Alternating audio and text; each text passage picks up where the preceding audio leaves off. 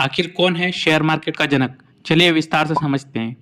लेकिन उससे पहले लास्ट वीडियो में हमने डिस्कस किया था what is long term investment. Long term investment में कंपाउंडिंग से कितना फायदा हो सकता है उसके बारे में एक व्यू लिया था। भारतीय शेयर बाजार का जनक कौन है?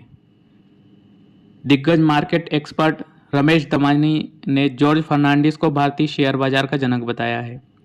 रमेश दमानी जी का कहना है कि जॉर्ज फर्नांडिस ने देश के वित्तीय बाजार को आकार देने में बहुत बड़ा योगदान दिया है। जॉर्ज फर्नांडिस जाने माने मजदूर नेता और समाजवादी थे। 1977 में जब मोरारजी देसाई के नेतृत्व में आपातकाल की घोषणा हुई, उसके बाद जो सरकार बनी उसमें जॉर्ज फर्नांडिस उद्योग मंत्री को बनाया गया। उसी दौरान उन्होंने कोका कोला और IBM को भारत से बाहर का रास्ता दिखा दिया। ऐसा इसलिए हुआ क्योंकि ये दोनों कंपनियां विदेशी मुद्रा विनिमय अधिनियम यानी FERA के नियमों का पालन नहीं कर रही थी या पालन करने में नाकाम रही थी। इस नियम के तहत विदेशी कंपनियों को भारतीय पार्टनरशिप में अपनी हिस्सेदारी घटाकर 60% करनी थी। फर्नांडिस ने कोका कोला से कहा था कि वह अपनी भारतीय कंपनी के 60% शेयर ही नहीं बल्कि अपने कंटेंट का गुप्त फॉर्मूला भी भारतीय मालिकों को सौंपे।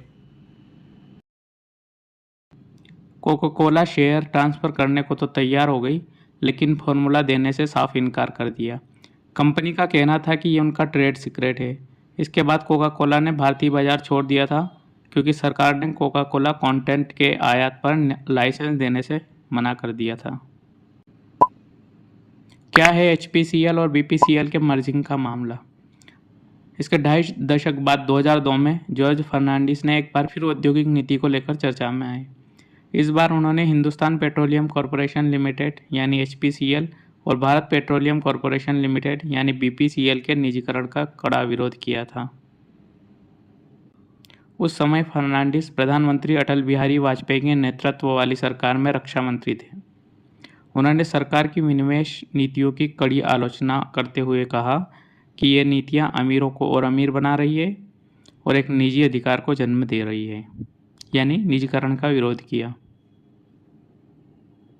रिलायंस इंडस्ट्रीज और रॉयल डच शेल जैसी कंपनियों को HPCL की बिक्री का फर्नांडिस ने पुरजोर विरोध किया था।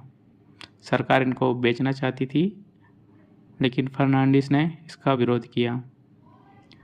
इससे उनके समाजवादी विचारों और बड़े आर्थिक हितों के खिलाफ खड़े होने की दृढ़ता का पता चलता है। उनके कामों और नीतियों का भारत के औद्योगिक परिदृश्य पर दूरगामी प्रभाव पड़ा।